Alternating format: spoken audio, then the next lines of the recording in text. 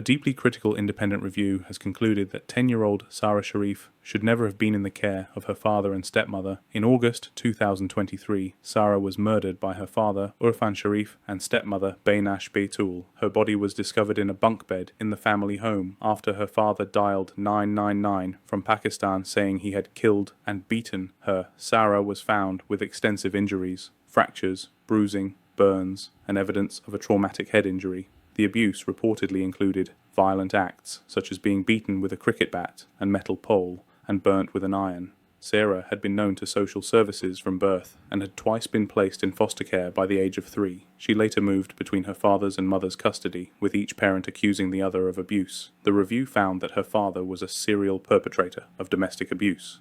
Yet this information was overlooked, underestimated, or not acted upon by nearly all professionals involved.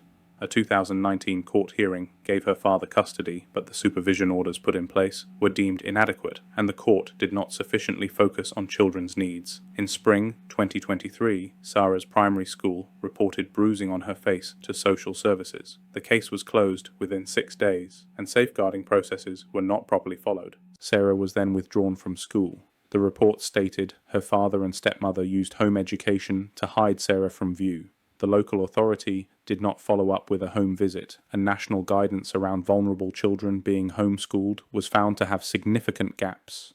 There were failures in sharing information across agencies. Opportunities were lost to connect the dots and recognize the risk to Sara. The report found no evidence that Sara's race, culture, religion, or heritage were properly taken into account in assessing her safeguarding needs. Also, Sara's Polish mother was left in court proceedings without a translator.